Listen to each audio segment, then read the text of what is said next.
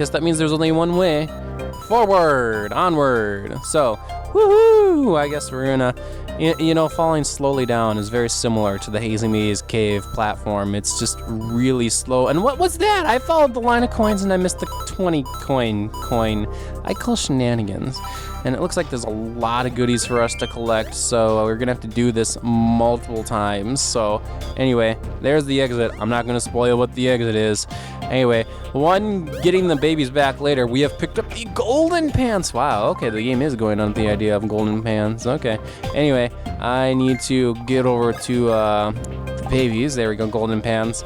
I'm gonna be convinced that it braves the sun to boot. It is a straight defense buff. I'll take it. Okay. Cool. Nice to know baby Luigi is walking around with some swag, dude. I now need to check DeviantArt for golden pants. The thing is, do you think I could find baby Luigi golden pants? Baby Luigi swag. Yes, swag. Anyway, I can take a pipe back up, and that will extend this bridge here, which leaves me... That actually isn't the area that I missed. The area that I missed is directly above this area if you look at the map on the top screen, so I'm still missing that area.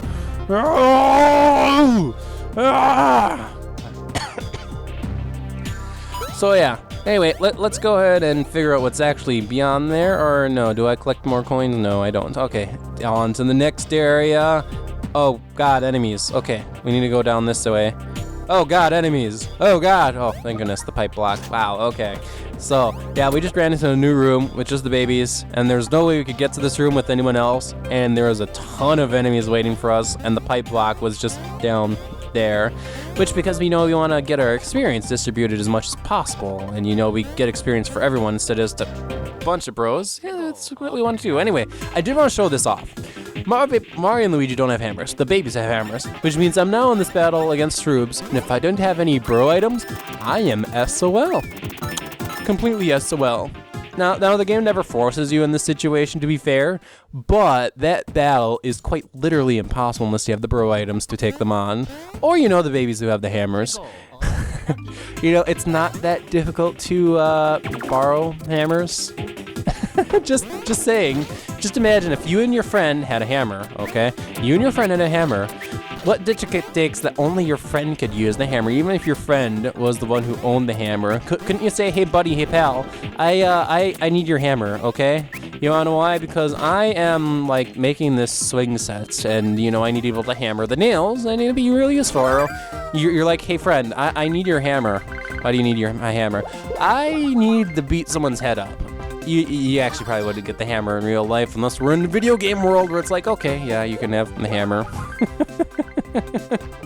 I need to defeat the final boss. Give me the hammer, the hammer, the hammer. I need the hammer.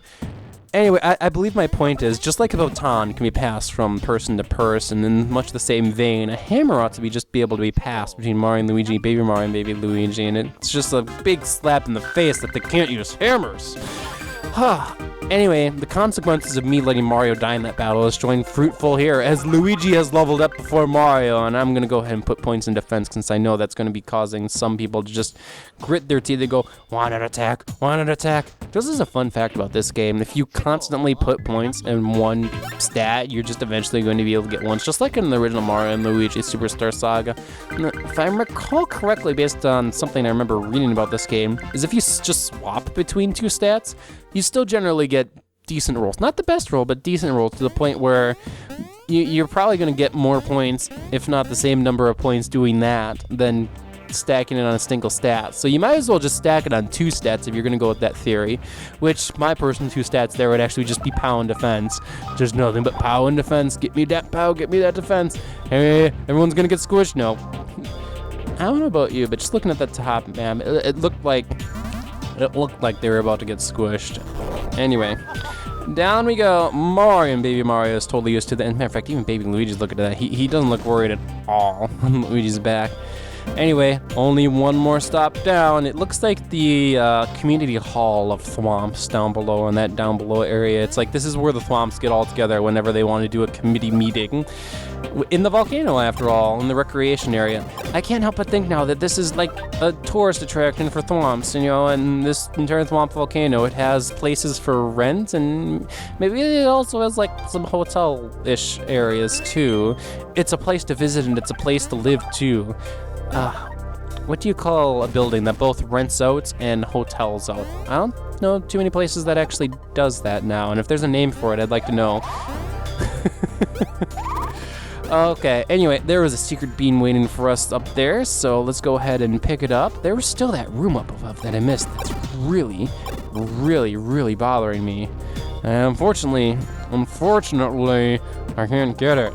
And you wanna know why I can't get it? It's because that thwomp right now that's acting as an elevator, he doesn't truly fully act like an elevator till we're done with this temple. And it's like, do you want to go up or down? He doesn't do that till we're complete with this temple, which means I can't even get back to that room. And unfortunately, our 3 pipes here, which serves as our big like gateway between like different places in Thwomp Volcano, doesn't let you get to that room. As you can see, I am near the top, and it's like, nope, that won't work. Okay, well, is there any other pipe that'll let me get there? Any at all? Let me check that one. Well, that took me back near the bottom. Yeah. Nope, I'm missing a room. Ah, my OCD! Ah! Oh well. Before we can go down there, though, let me just panic more once again that I missed a room. And we have to go into a room that I like to just call the gem room. Here we go. So, if you remember, we've been playing... Oh, come on. It's the layering. I thought I could hit a block, but no. We have to go into the thwomp. Unfortunately, the thwomp just doesn't let us toss our baby to be able to hit the block. We have to play a game for gems first, so... He is bored, and he has nothing better to do but to play a game with Stranger. Poor guy needs some friends, unfortunately. Anyway, it's quite easy. This game, we have to get more than 30 gems. So let's go ahead and get Baby Luigi to the volcano and get him some gems. There we go. Unfortunately, the gems are worth 0 coins. Either that, or we actually give them back to the thwomp. That's also another possibility. Anyway, slow descending down. Now it's time to collect all the gems. So, there's a total of 50 gems to collect, and we need to get 30 out of the 50 gems here. We don't necessarily need like a strategy plan to be able to do this, just collect gems as you go, and you should, generally speaking, get 30 without any issue at all. Like so. And there we go, I win. Notice that there was a secret hidden area off to our right that we could choose to enter if we choose to enter it. Now, because I'm an overachiever, guess what? I'm gonna get 40 gems. Yes, that's 10 more than what was actually needed to beat the minigame. There we go, we got 40. We did a great job. So now we can climb back up and we can actually hit the switch. Wow, what a pun. Thwally-oop. And like that, the passageway down into the thwomp committee meeting room has opened up. Anyway, we can come back to play again if we choose to come back and play again. So let's reset the thwomp in question and come back again. Aww, no cheesiness.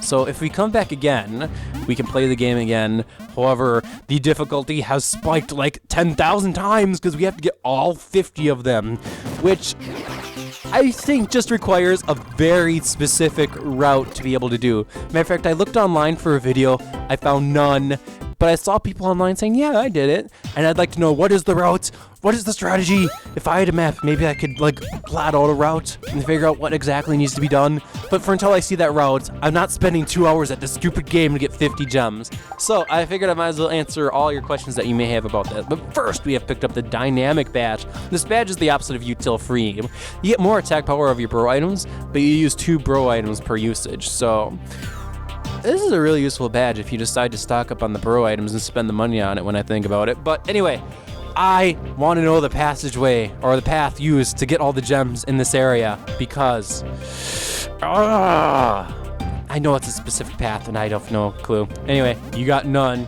You're real bad at this. No good. Do again. Thanks. Once again, I'm not spending 2 hours on this mid game. The badge that you get for completing the minigame and getting all 50 gems is, in case you're wondering, it's, I have it in my notes somewhere here. Where is it? It's a simple badge. The lower the wearer's stock of bro items, the more powerful those items will be. Oh, right, simple badge. So simple badge, if you're like only have one copy flower left, it become really powerful. Decent badge. Not worth the 50 gem minigame. Anyway. Only one block stands in our way, which we're just gonna go out of the way, and now we have access to the thwomp committee room. So let's go ahead and, there's a save block there as well, but before we save, there's also a pipe to our left, which completely opens up the rest of the dungeon to us. Or I should say allows us to get easy access throughout the entire dungeon, so let's go ahead and enter it. And watch the top screen slowly scroll up to the top. I sadly still can't make it back to that room I missed. Can't believe I missed that room. My OCD. I know I'm going a lot about this room, but it's like, I'm not gonna be able to get back to this dungeon for quite a bit, actually. So it'll be a bit before we can actually make it there. So, in any case, let's watch the screen scroll for a really long time again, because this dungeon's actually of decent length when you look at it. And let's prepare ourselves for a boss battle up ahead. I'm actually running relatively low on mushrooms because the game's just not throwing them to me anymore.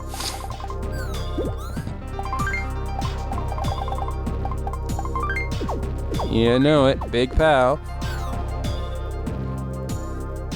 Alright, here we go. And our save point, because it's a good idea to save before this boss. It actually is, relatively speaking. So far in this game, nothing really has stood out as being challenging. And this boss that we're about to come up to, you could say is probably the first boss to actually give you a challenge. I personally wouldn't argue that this is a hard game, per se, but this is a boss where if you were just kind of being stupidly lazy about it, this boss could give you a little bit of challenge. Anyway, unfortunately, Princess Peach with a mushroom on her face is up there. Actually, that's fortunately. But unfortunately, there's someone to stand in our way.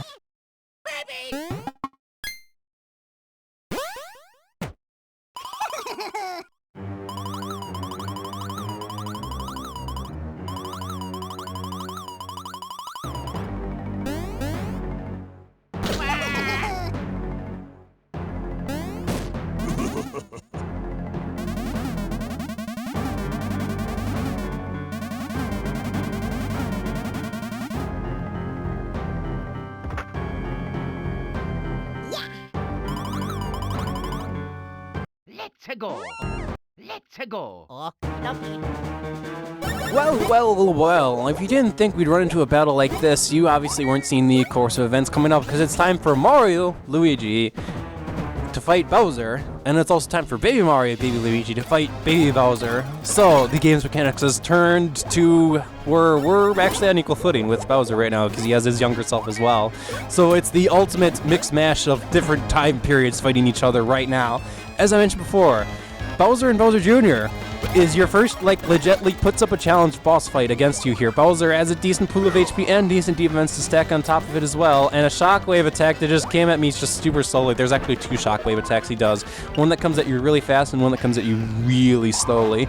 Anyway, I hope we've been practicing our, no, I haven't been practicing my green shells, because that attack is basically green shells. Again, on the bright side, using some, cannonballers, which is a relatively easy bro item to use. I've powered up Mario and Luigi, which will allow me to get a little bit quicker work done on Bowser. However, as long as Bowser and Bowser Jr. are glued together, Bowser Jr. like always uses a mushroom on Bowser, which is always a straight 100 HP heal on Bowser, which means we either have to outpower them or we have to separate them. It's unfortunately that I messed up earlier, because to separate Bowser and Bowser Jr., you have to wait for that attack we just saw, where Bowser curls up into a shell and knocks Mario and Luigi, or not Mario and Luigi, himself into you over and over again using the hammers. Because if you're successful at that attack, that actually separates Bowser and Bowser Jr. for a couple of turns. Okay, so this attack causes a big earthquake, which is actually reminiscent to the attacks we saw earlier in the chapter, or however, because, yeah. Anyway, this attack here, we should be paying attention to the direction that Bowser Jr. rotates, because it actually determines which brother that Bowser Jr., I guess in this case Bowser spits fire at. Anyway, let's go ahead and pull out our copy flowers so that we can land a whole bunch of hits on here. Mentioning the earlier attack with the spinning fireball, there's literally no punishment at all to just jump with Mario and Luigi at the same time. And you might as well, especially since the last attack goes after both of them anyway, so it's totally worth it to just do that anyway. Unfortunately, Luigi lost his super big POW status up. Let's hopefully I can get a great on copy flowers. You don't have to get too far into copy flowers to get a great actually, so provided we can keep on track and make sure we got our 4 buttons in order, we should be good to go with this copy flowers. Also paying attention to which brother is the right brother. Yep, there we go, there's the great. Haha! And I messed it up. And there's the slow shockwave. You can imagine that I'd learn. One shockwave is slow, one shockwave is fast. Come on, Milesluigi. It is worth pointing out right now that Bowser is actually weak to the ice flowers. That is, they do more damage and give Bowser some status critical effects here. Oop, fireball to both things. So if you want what is probably the best bro attack to use against Bowser, other than copy flowers, because copy flowers are just insanely good, it would be the ice flowers. You know, all the status effects you get in there, the critical damage. For Bowser still has a lot of defense to go with that giant shell of his. Oh, a shell doesn't help you too much if you just stand there while a whole bunch of Mario Brothers jump on top of you. One of the caveats of turn-based RPGs is that Bowser can't go into his shell until it's his turn. That's probably his defense option, and he just never uses it. FYI, I'm just talking. Alright? There we go. So this battle's going to be taking a little bit longer, and I've pretty much said a lot of my piece on the battle. I'll be showing off a couple other things as the battle progresses, but I did want to mention right now that save point that I hit earlier before this boss battle, it's an important save point. There is actually a quote-unquote game-ending save that can occur in this game, and it happens because if you remember, there's that area underneath Princess Peach's castle that has Falafel Shop and other things like that, and right away the game told you, hey, go unlock this, and, you know, make the pipe appear and go here, which is like, cool, okay, I kind of do what the game says because it's like, oh, hey, look, there's something that I can do with this. If you actually don't do that and proceed on the game as normal, we're eventually going to run into a situation where we end up in the Toad Town tunnels, or I guess in this case Princess Peach's underground area, and the return pipe out of the underground area will never, or will not have appeared, which means we're stuck inside the tunnels. And inherently, due to the way the game puts you, you're actually stuck. You can't make it back to Princess Peach's castle. Now, I said it's a quote-unquote game-ending save, because if you get a game over, you have the option to return back to Princess Peach's castle. The problem with doing that, though, is that you actually return back to Princess Peach's castle with the plot regressed a whole bunch. I don't know the exact details on it, and it's a trick that I think would take hours to set up in the first place, so I'm not going to be showing off, and I'm mostly going off of what I've read on the Mario Wiki, but I just found it really fascinating that something like that exists in this game, and it's probably, like, partially intentional, because it's like, come on, you should have that pipe unlocked, but if you don't, well, now you're stuck. Kind of interesting. Unfortunately, Luigi's butt is on fire and there's not anything we can do about it. Plus, I can't use a bro attack. That is a problem. That is a huge problem. Yeah, Luigi goes out for a couple of turns unless I do that, and that's like guaranteed death because right now Mario and Luigi are kind of hurting for health right now, so I'm going to go ahead and continue using my drops here, which is just a good heal across everyone so far. Now, fast shockwave. There you go, Milesluigi. You got it this time. Now jump over the rocks. Not quite. There you go. Okay. That was acceptable, I guess. But I guess the point being, if you haven't unlocked the underground area in Princess Peach's castle, like, go do that, unless you want to game and save your game, which if you were, if you were to, like, make a Mario and Luigi Partners in Time creepypasta, that would be exactly what you would do, actually, because you'd get to this point in the game, make your game-ending save, sell your cartridge at some shady, like, some shady garage, like with the label turned off, and it just is written in Sharpie, Mario and Luigi Partners in Time, and it's like, oh, yeah, here's my copy of Mario and Luigi Partners in Time. The guy gets in and is like, oh, there's a file in here, let me play it, and he's stuck underground in the Toad Town tunnels, or underground Peach's area, whatever you call it. Anyway, we've killed Bowser, which means we're now down to Bowser Jr., and Bowser Jr., he's not the big brute that regular Bowser was, just as an FYI, though he still poses a little bit of threat to us, and because he's by himself now, he has a couple of attacks that he's able to do by himself. So let's go ahead and pelt this guy with some fire flowers. Once again, the ice flowers are ideal here. Matter of fact, do I choose to continue using ice flowers? No, let's just completely decimate him. Decimate Milesluigi. Yes, let's do like 43 damage, maybe 44 damage if you round up. Let's do a lot more than 44 damage. I'm surprised now. Why in the world in the English language did the word decimate, which is supposed to be turned into like remove 1/10 of, turn into like utterly destroy, like annihilate or destroy, or I need more acronyms, not acronyms, synonyms, synonyms for destroy, because it's a word that I find myself using a lot in videos actually. I need to use the proper word, Milesluigi. Okay, we are going to defeat, that's the right word, defeat Bowser Jr. with the ice flowers. Not quite, not quite. Okay, but he's 36 HP from death, so let's go ahead and jump on his head till he's dead.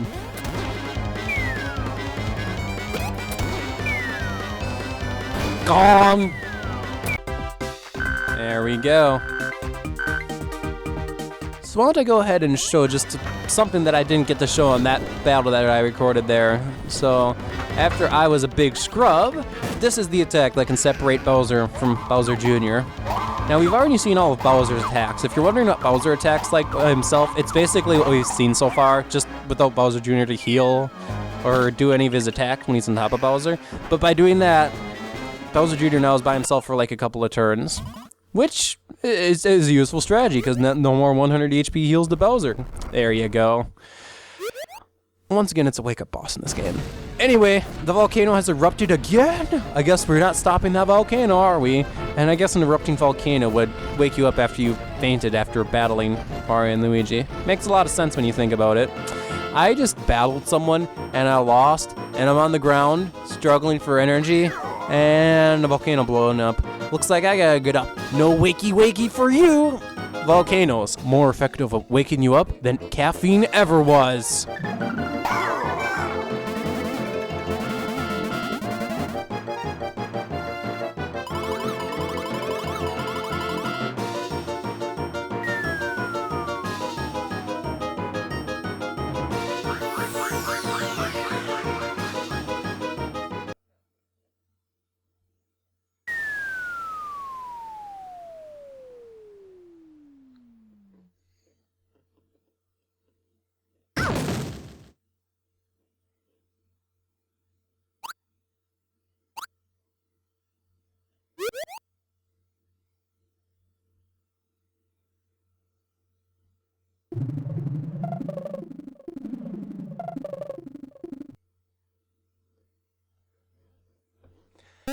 How the hell do you not notice a giant thwomp landing on top of you? Or did they notice? They don't care.